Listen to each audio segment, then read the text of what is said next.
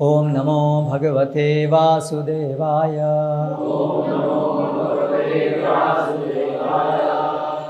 ओम नमो भगवते वासुदेवाय।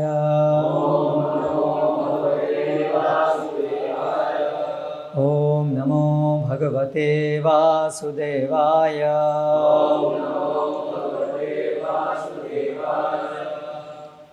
श्रीमद् भागवतम स्कंद 10 अध्याय 47 भ्रमर गीत श्लोक क्रमांक 57।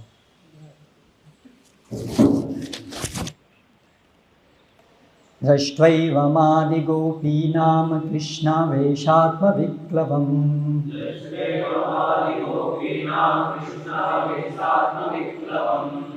उद्धवः परमप्रीतस्ता नमस्यन्निदं जगौ।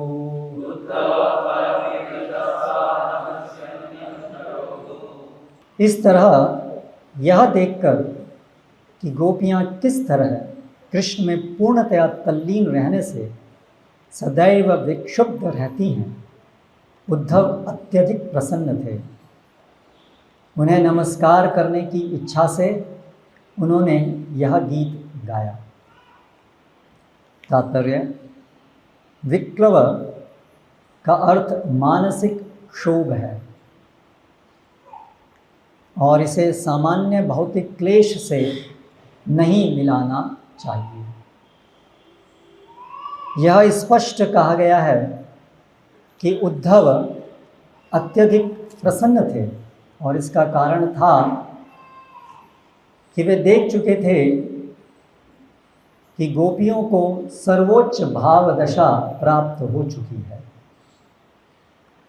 उद्धव द्वारका दरबार के माननीय सदस्य थे और राजनैतिक मामलों के महत्वपूर्ण मंत्री थे।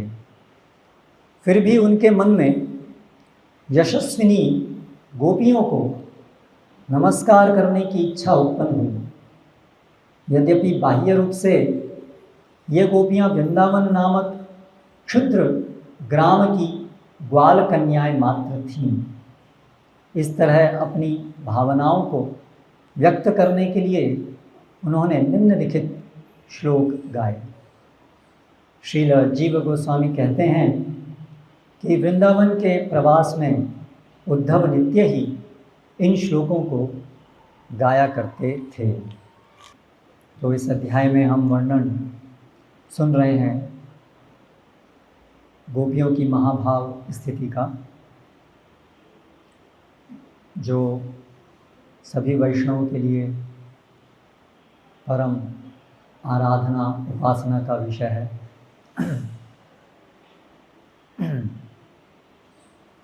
रम्या काचिदुपासना व्रजवधू वर्गेण वा कल्पिता श्री चैतन्य महाप्रभु मतमिदम। श्री चैतन्य महाप्रभु का ये प्राधान्य मत है कि गोपियों की मानसिकता भावना उत्कृष्ट भावना है। उसका वर्णन हम यहाँ पर सुन रहे हैं। तो उद्धव जी गोपियों के द्वारा अनेक प्रकार से उनके मनोभाव सुनने के उपरांत अभी कुछ कहने जा रहे हैं, और जो कहने जा रहे हैं वो उद्धव जी के प्रणाम स्वरूप है। उनको नमस्कार करने के स्वरूप वो गोपियों का गुणगान अभी करेंगे आने वाले श्लोकों में। तो उद्धव जी जो महान सभा में अत्यंत बुद्धिमान और चेतना में उन्नत हैं, वे उन गोपियों की दशा का अनुभव करके इस निष्कर्ष पर पहुँचे हैं कि इन्होंने अपना जीवन सफल कर लिया है, क्योंकि इनकी जो भावना है वो सर्वोत्कृष्ट भावना है।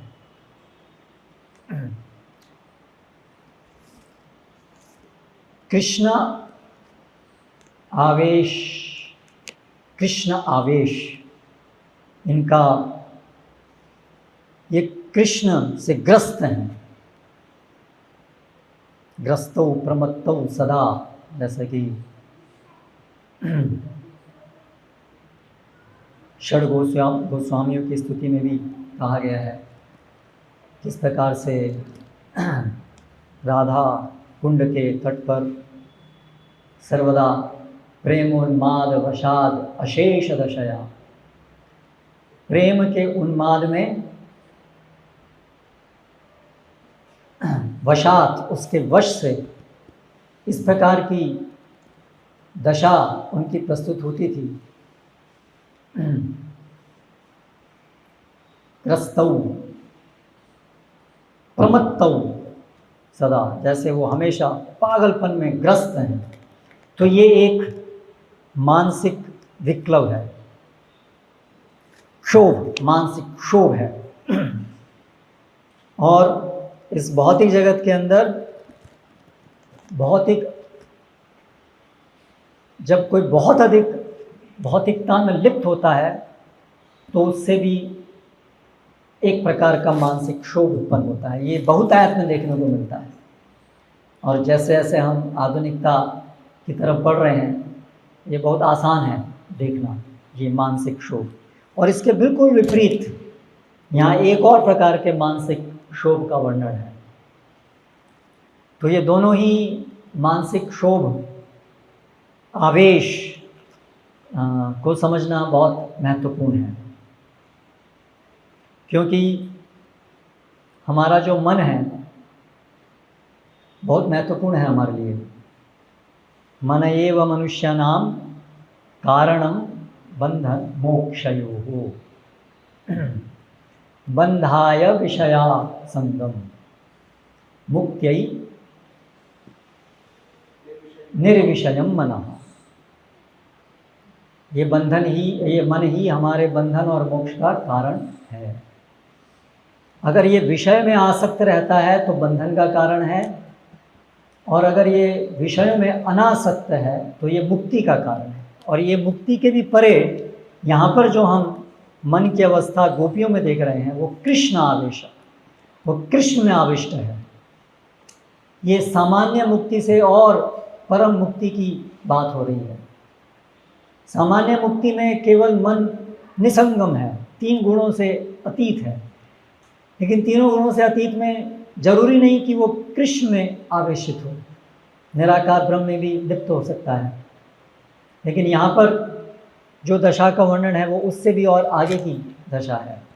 मुक्तिर्हितन्यथा रूपम स्वरूपेण व्यवस्थिति, यहाँ पूर्ण मुक्ति की बात हो रही है, पूर्ण अवस्था की बात हो रही है। पूर्ण अवस्था के अंदर भी बहुत ग्रेडेशंस हैं, बहुत उसके स्तर हैं। तो उसमें भी ये चरम उत्कर्ष की बात हो रही है, परम स्थिति की बात हो रही है।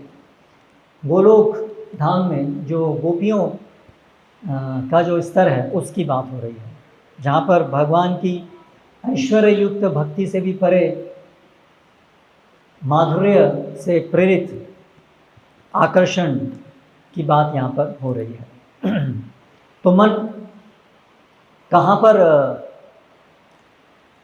रहता है वो हमारे लिए बड़ा महत्वपूर्ण है। वर्तमान समय में हम अपने भौतिक मन के द्वारा क्रियाशील हैं, क्योंकि हमारा जो वास्तविक मन है, आध्यात्मिक मन, वो तो सुसुप्त अवस्था में, यानी कि हम आत्मा सुसुप्त अवस्था में। इसलिए वर्तमान समय में हम जिस मन के द्वारा क्रियाशील हैं वो भौतिक है।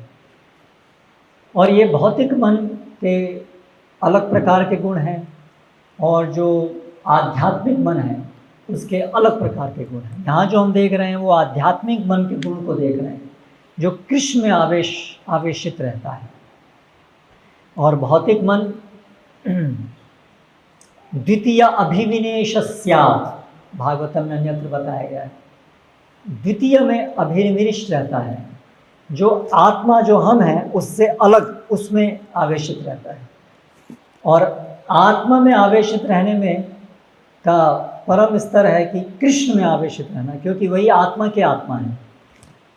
इसलिए गोपियों की जो दशा है वो वास्तव में पूर्ण दशा है। तो सामान्यतः जो हमारी स्थिति है वो ये है कि हम चाहते हुए भी हम अपने मन को इस भौतिक संसार के विषयों से अलग नहीं कर पाते हैं। इसका वर्णन बहुत सारे श्लोकों में, समस्त जगह शास्त्रों में हुआ है। 7वें स्कंद के अंदर प्रहलाद महाराज अपने सहपाठियों को शिक्षा देते हुए उनको विश्वस्त कराने की कोशिश करते हैं कि क्यों कौमाराचरेत प्राज्ञो, क्यों बचपन से ही भागवत धर्म का अनुशीलन शुरू कर देना चाहिए। तो इसका वर्णन करते हुए वो समझाते हैं कि कैसे अगर बचपन से ये भागवत शिक्षण नहीं लिया और जैसे जैसे दिन बीतेंगे वैसे हमारे इस वर्तमान जीवन के अंदर भौतिक जगत के प्रति हमारी आसक्ति तो बढ़ने ही वाली है। विशेष रूप से पुंसाम स्त्रिय मिथुनी भाव में तयो हृदय ग्रंथि आहो। विशेष रूप से जब स्त्री पुरुष आकर्षण शुरू होगा तो उसके बाद तो ये जो भौतिक जगत के प्रति आसक्ति है ये इतनी अधिक बढ़ जाएगी, इतनी अधिक बढ़ जाएगी कि फिर उसके बाद कैसे आप अपने मन को इस भौतिक जगत से निकाल पाओगे। को गृहेषु पुमान् सक्तं आत्मानम् अजितेन्द्रियः स्नेह पाशे दृढ़ैर्बद्धम् उत्सहेत विमोचितुम्। प्रहलाद महाराज कहते हैं एक बार जो घर में आसक्त हो गया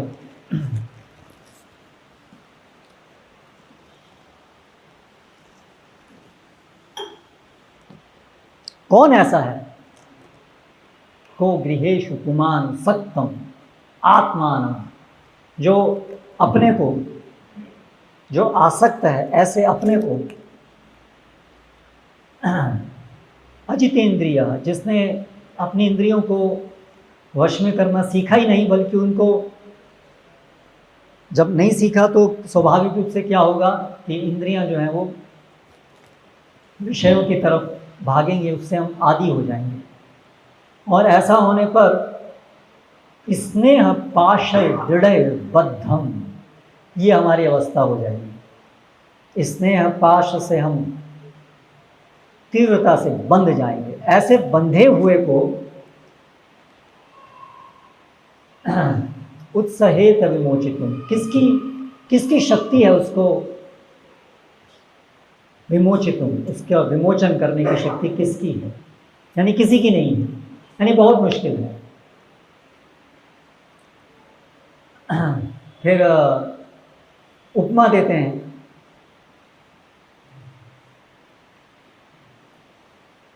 त्यजेत कोशस्य दिवेहमान कर्माणि लोभात अवितृप्त काम। जैसे एक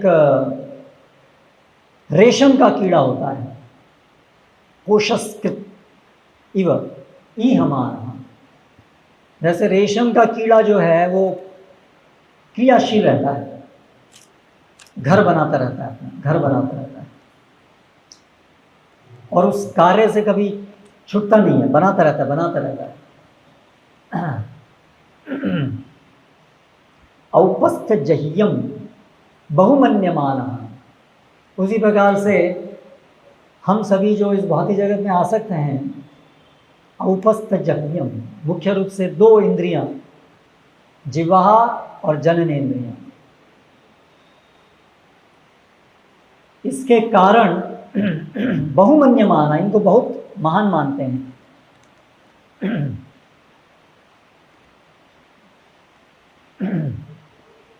तो कैसे इससे दुरंत मोह, इससे उत्पन्न जो मोह है,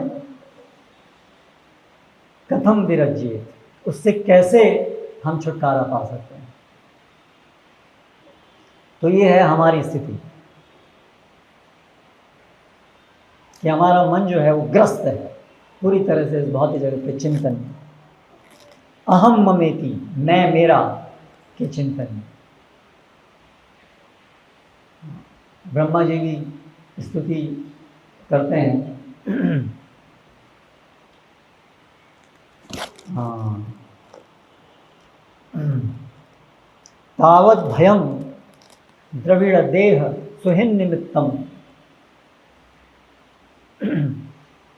ये पैसा, ये देह, ये स्वजन, इनसे जो उत्पन्न होने वाला भय है, जिसके कारण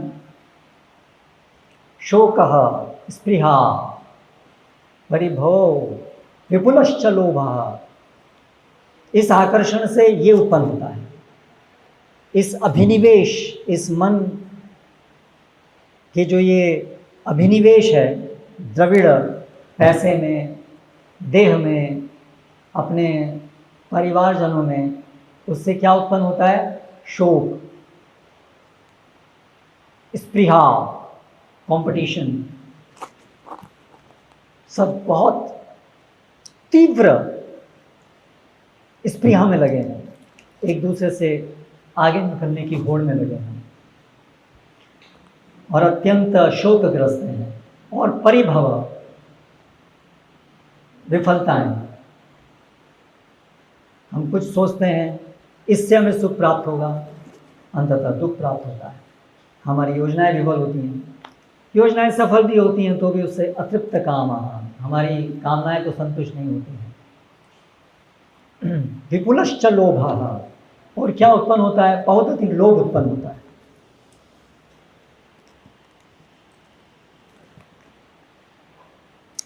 तो ये एक प्रकार के मन के आवेश होने से उत्पन्न लक्षण है। फिर आगे कहते हैं तावन ममेति असदवग्रह आरती मूलम, जो सभी दुखों की जड़ है, मम इति, ये मेरा है, ये बना रहता है। कब तक? यावन नते अंग्रीम अभयम, जब तक भगवान के चरणों में जो अभय प्रदान करने वाले हैं, परिगृणीत लोकः, जब तक लोग भगवान के चरण कमलों को ग्रहण नहीं करते हैं, तब तक ये आरती मूलम, दुखों की जड़ बनी रहती है। तो ये है हम सब की दशा इस भौतिक जगत के अंदर। अब इसके बिल्कुल विपरीत ये दशा यहाँ पर वर्णन हो रहा है। इसी को ब्रह्मा जी भी अपनी स्तुति में बताते हैं, ये तु त्वदीय चरणाम्बुज कोश गंधम जिघ्रंति कर्ण विवरई श्रुतिवातनीतम। जो लोग त्वदीय चरणाम्बुज कोश गंधम, आपके चरणों की गंध को जिघ्रंति कर्ण विवरई, कानों से सूंघते हैं।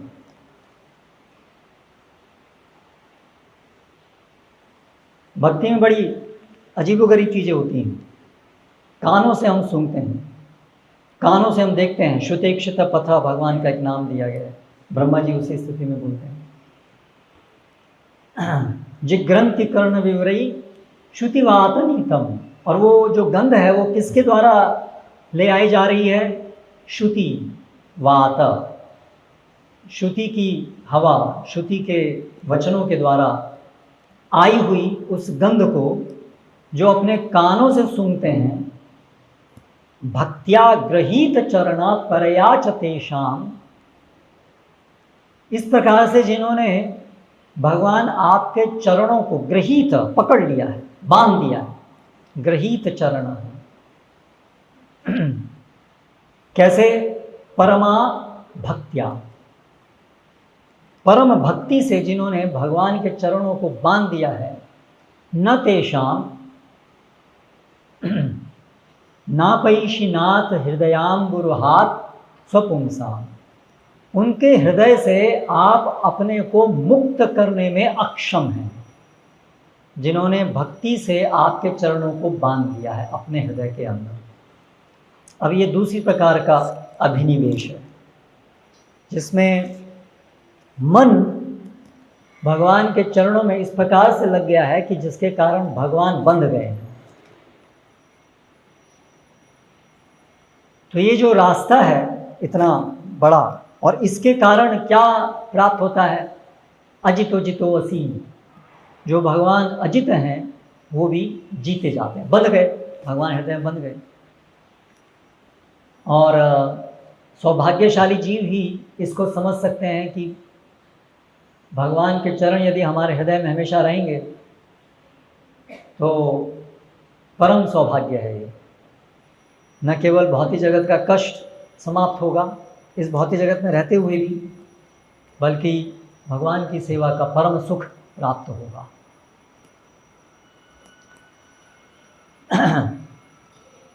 तो इसलिए हम भागवतम से धीरे धीरे ये अवस्था को प्राप्त करने की उत्सुकता प्राप्त करते हैं,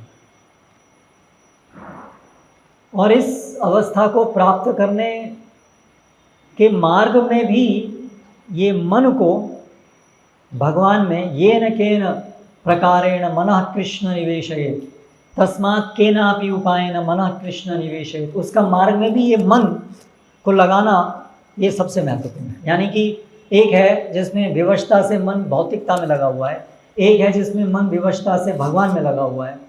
ये तो दोनों ही एक्सट्रीम हैं। अभी हमारे साधकों के हाथ में जो है वो है प्रयास, मन को भगवान की चरणों में, भगवान की सेवा में लगाने का प्रयास, वो है जो हमारे हाथ में। तो यहाँ पर भी मन का बड़ा महत्वपूर्ण रोल है। तो हम जो साधक भक्त हैं उनके लिए भी अलग अलग भक्ति अंगों के द्वारा इस मन को कैसे भगवान की चरणों में लगाया जाए, वो सार है सारी साधना का।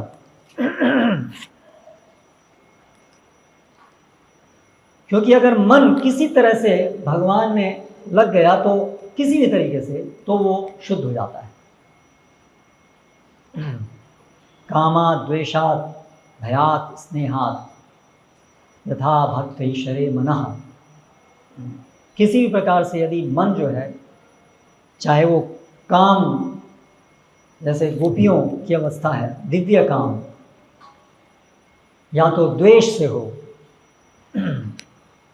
या तो भय से हो, या तो स्नेह से हो, या तो साधना भक्ति से हो, किसी भी प्रकार से रागानुगा भक्ति, विधि भक्ति दोनों साधना भक्ति से हो, यदि किसी भी प्रकार से मन भगवान में लग जाता है, आवेश्य तत् अघम हित्वा, आवेश्य वही शब्द यहाँ पर भी आया है। अगर किसी प्रकार से यदि मन आवेशित हो जाता है तो अघम हित्वा, तो जितने भी ये मन के गंदगी है वो सब खत्म हो जाती है। बहवस्तद गतिम गता। इस प्रकार से कितने लोग भगवान में मन जिनका आविष्ट हो गया और सारी गंदगी से मुक्त हो गए, भगवान के चरणों को प्राप्त किए।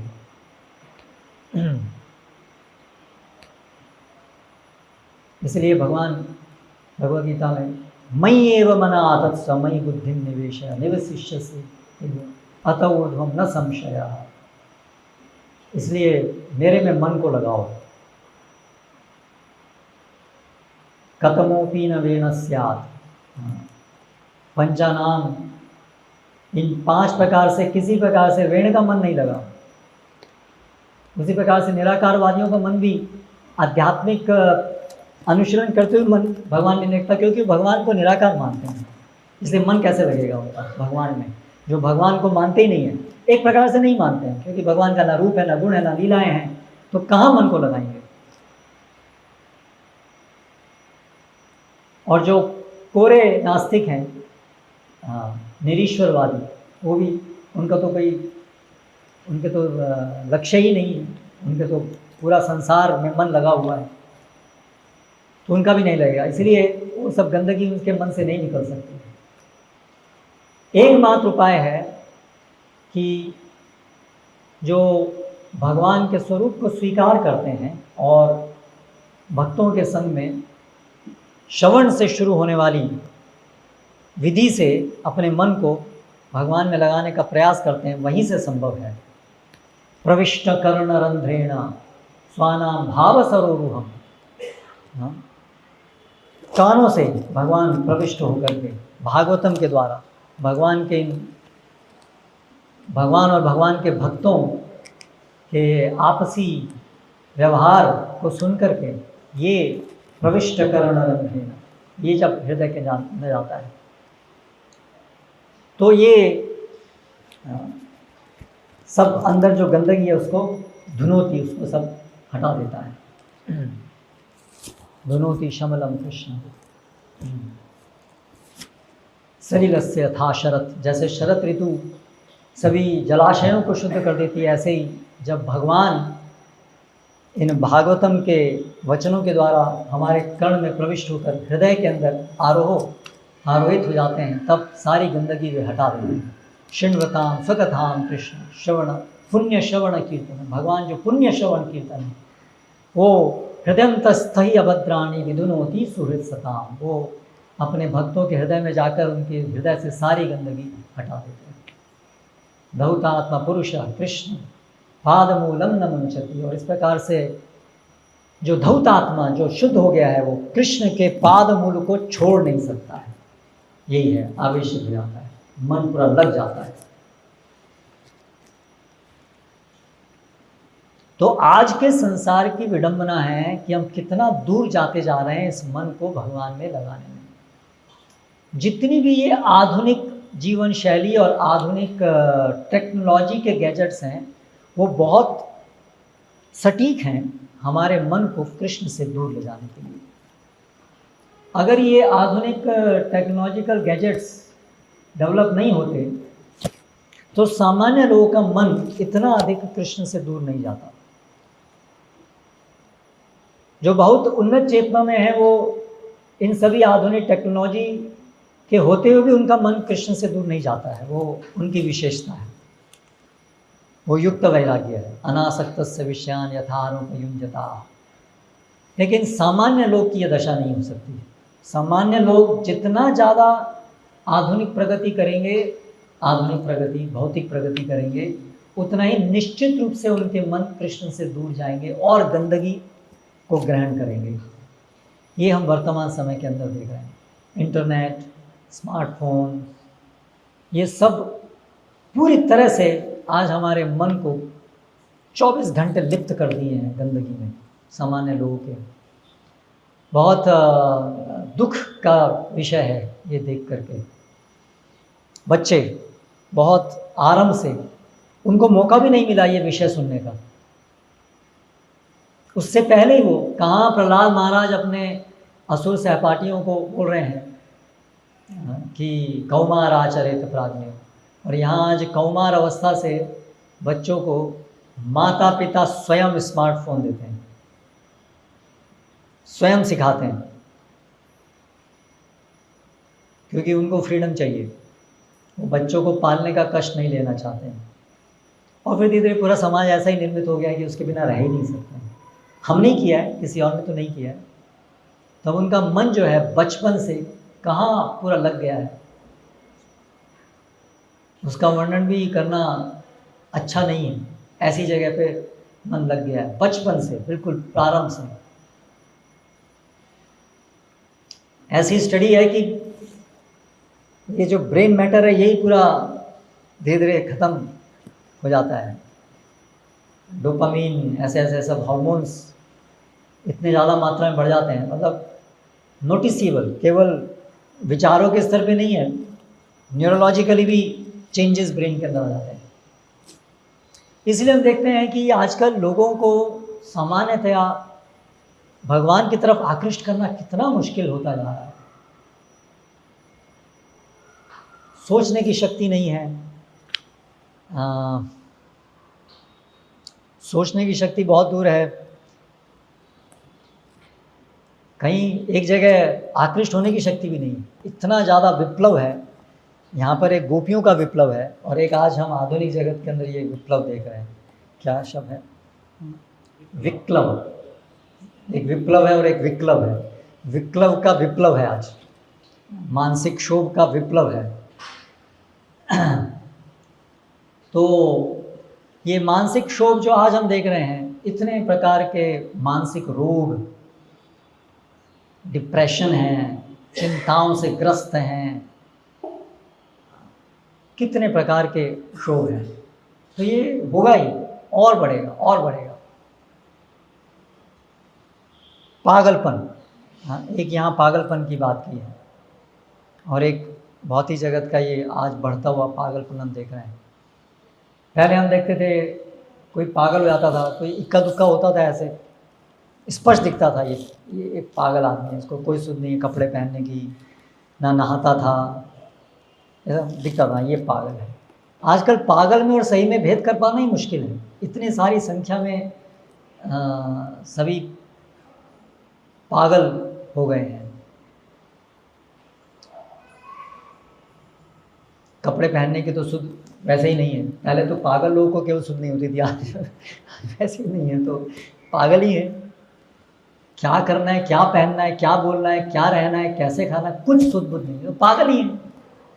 तो ये स्पष्ट है, जब देहात्म बुद्धि बढ़ती है तो उससे आदमी पागल होता है, क्योंकि आत्मा से दूर जाता है, अनात्मा हो जाता है, भगवान से दूर जाता है, अपने से दूर जाता है। भयम द्वितीयाभिनिवेश तस्या, तो ये पागलपन के दर्शन। जैसे पशुवत,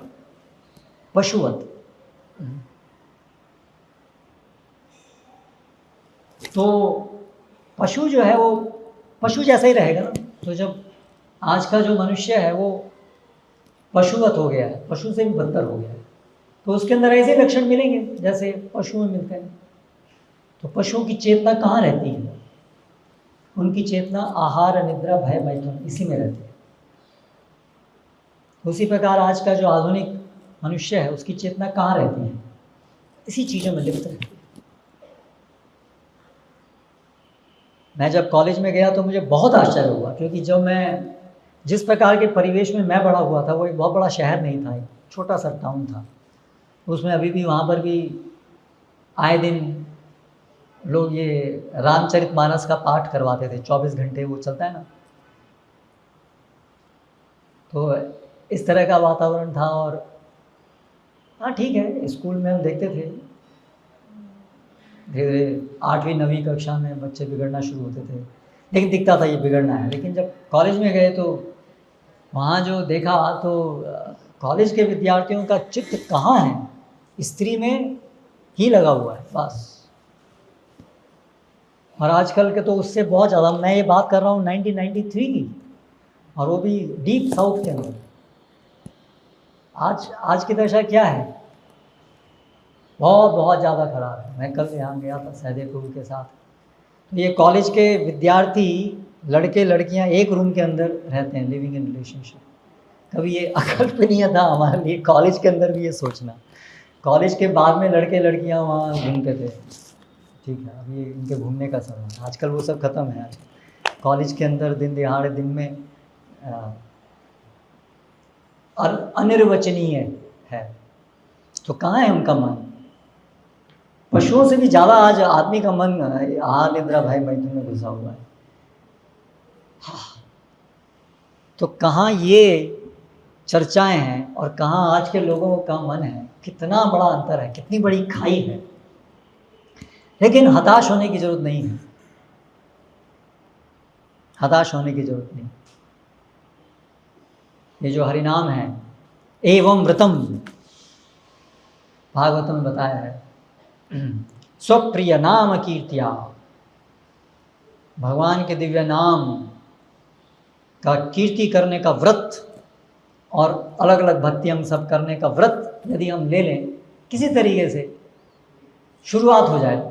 व्रत तो लेना थोड़ा बाद में आएगा, लेकिन यदि हम किसी तरह से उनको ये हरिनाम सुना सकें, कान तो कम से कम अभी हैं उनके, खुले तो हैं, कान तो हैं, भगवत संदेश किसी न किसी तरह से, बहुत छोटी इस मात्रा से शुरुआत करनी पड़ेगी, अभी बहुत स्लो, किसी न किसी सुनेंगे, प्रसाद लेंगे, तो निश्चित रूप से ये हरिनाम में इतनी शक्ति है कि ये उनके ये भौतिकता में लिप्त जो मन है उसको भी हिलाएगा, उद्विग्न कर देगा, और वो भी धीरे धीरे प्रगति करते हुए हम सब ऐसे ही आए ना, कहाँ से आए, हम सब लोग यही दशा है।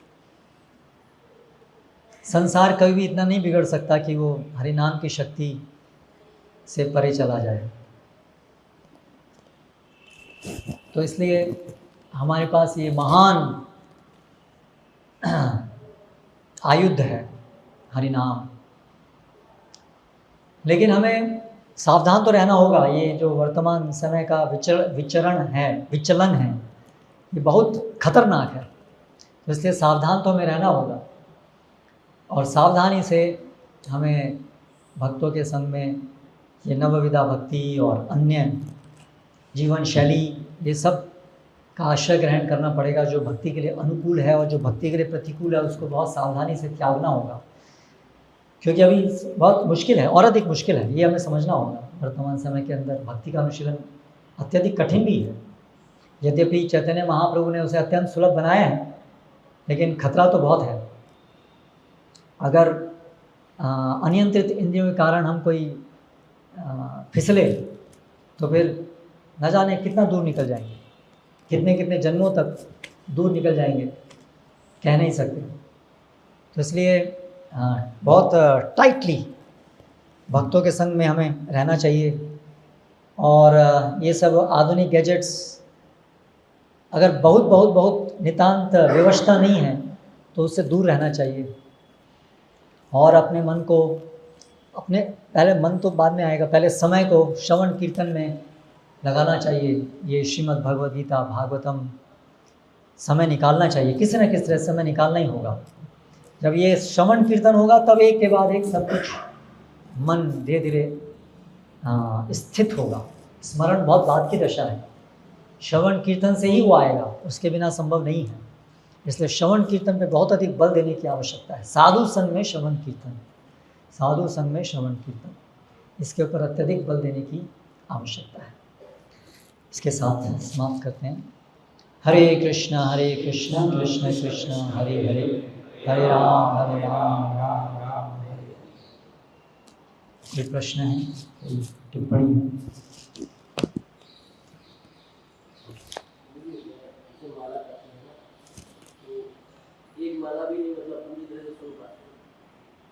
एक नाम भी नहीं सुन पाते हैं। माला तो बहुत दूर की।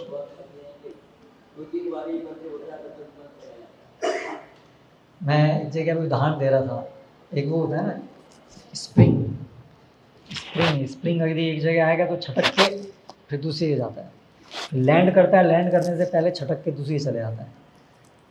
तो हमारा जो मन है, तो हम उसको ऐसे देखते हैं, मन जो है वो एक क्षण के लिए, हमारा ध्यान जो एक क्षण के लिए हरि नाम में आता है, वहाँ तक तो छटक करके चला जाता है। फिर बहुत समय बाद, कई मालाओं के बाद या शायद कई दिनों बाद फिर टच करता है, उस टच करने से पहले फिर कहीं और निकल जाता है। इतना विक्षुब्ध है, इतना विक्षुब्ध है। तो ये देखिए, ये सब हम, ऐसा नहीं है कि केवल वो 2 घंटे बैठ करके बस प्रयास करने से वो हो जाएगा। 24 घंटे का प्रयास चाहिए। 24 घंटे का प्रयास का मतलब है जीवन शैली, सब कुछ में आमूल परिवर्तन की आवश्यकता है। अब वो बहुत मुश्किल कार्य है। आमूल परिवर्तन कैसे करें, क्योंकि हम फंसे हुए हैं ना इस कृत्रिम आधुनिक पाश्चात्य जीवन की वैल्यूज, सब कुछ। इसलिए प्रभुपाद आमूल परिवर्तन की बात करते थे। ठीक है, यथासंभव जो भी हमारी स्थिति है वहाँ से शुरुआत करनी चाहिए, लेकिन वास्तव में बेस्ट है कि पूरे आमूल परिवर्तन होने से ये आसान होगा। फिर भी ऐसा नहीं है कि वो बस आमूल परिवर्तन करने से स्वाभाविक हो जाएगा, क्योंकि अंदर करोड़ों करोड़ों जन्मों का हमारा कल्मश तो अंदर ही घुसा हुआ है। तो मेहनत तो फिर भी करनी पड़ेगी। लेकिन मैं ये कह रहा हूँ कि एक हमारी अपने अंदर की लड़ाई है, और ये बाहर की लड़ाई इतनी ज़्यादा अधिक क्लिष्ट है कि और अधिक मुश्किल कर देती है हमारे अंदर की लड़ाई को। तो क्या करना चाहिए?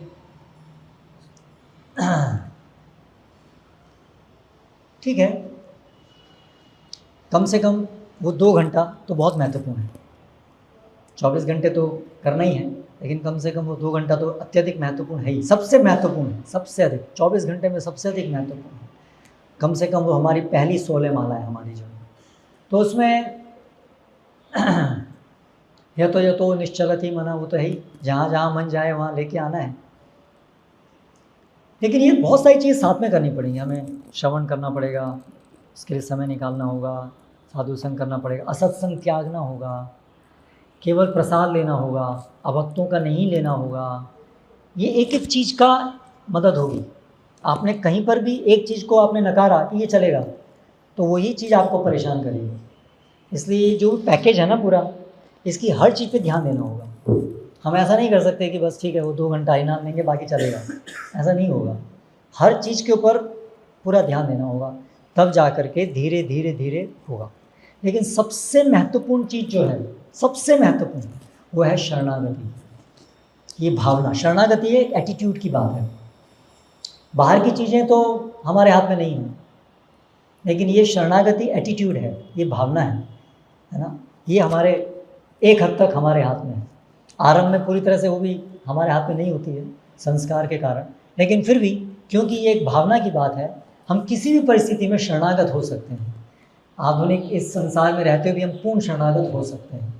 तो इसलिए शरणागति, षडंग शरणागति होई वे जहार, तहार प्रार्थना सुने नंद कुमार। तो जहाँ शरणागति है वहाँ प्रार्थना कारगर होती है। तो इसलिए इस शरणागति को समझना चाहिए और शरणागत होना चाहिए। मैं कृष्ण का हूँ, कृष्ण की संतुष्टि ही मेरे जीवन का सार है, ये भावना को ग्रहण करना चाहिए। मुझे और कुछ नहीं करना है, मैं और कुछ नहीं हूँ। आमी तो तोमार, तुमी तो आमार, मैं आपका हूँ और आप मेरे हैं। की काजे आपरा धन, इसके अलावा और धन मुझे कुछ नहीं चाहिए, ये मेरा एकमात्र धन है।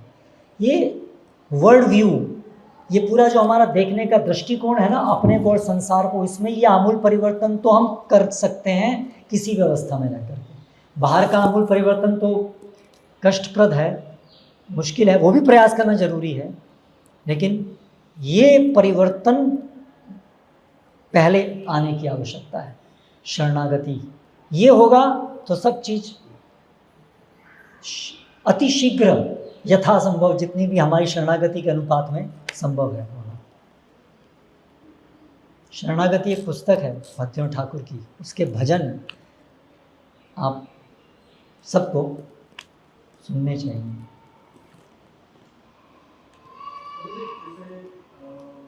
उद्धव जी को भगवान श्री कृष्ण ने भेजा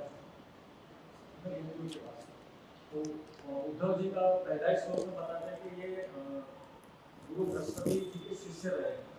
तो जो गोपियों का भाव है, मतलब क्या उन्होंने सीखा नहीं था या उन्हें पता नहीं था, या कृष्ण चाहते थे कि वो जाके देखें? जो खुद शिक्षा ग्रहण कर रहे थे, तो गोपियों का भी भाव है, मतलब महाभाव है, तुम जाके देखो। क्योंकि गोपियों का भाव तो गोपियों से ही सीखा जा सकता है। बृहस्पति होने पर भी गोपियों का भाव प्राप्त नहीं होगा। संसार में बहुत महान मतलब वैकुंठ में भी नहीं है ना, लक्ष्मी को भी प्राप्त नहीं है, तो बृहस्पति जी की बात हम क्या कर रहे हैं। जैसे कभी हम सोचते हैं कि उद्धव जी को पता नहीं था, नहीं पता, नहीं पता था तभी तो वो उसको सराह पाए, लेकिन पता होना और उस अवस्था का व्यक्तिगत फर्स्ट हैंड एक्सपीरियंस करना, वो दोनों अलग अलग चीज़ है ना। वहाँ पर वो अभी फर्स्ट हैंड एक्सपीरियंस कर रहे हैं, साक्षात देख रहे हैं उसकी उपस्थिति को। एक है थ्योरेटिकली जानना और एक है वहाँ व्यवहित होते हुए देखना उनके जीवन में। तो वो जो हम फर्स्ट हैंड एक्सपीरियंस जो करते हैं, उससे जो छाप पड़ती है, उससे जो हम समझते हैं, वो बहुत गहरा समझ पाते हैं।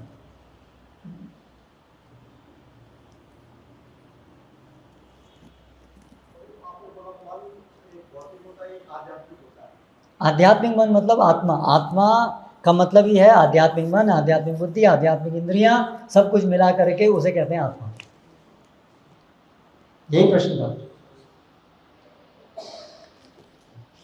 श्रीमद् भागवतम की जय, श्रील प्रभुपाद की जय।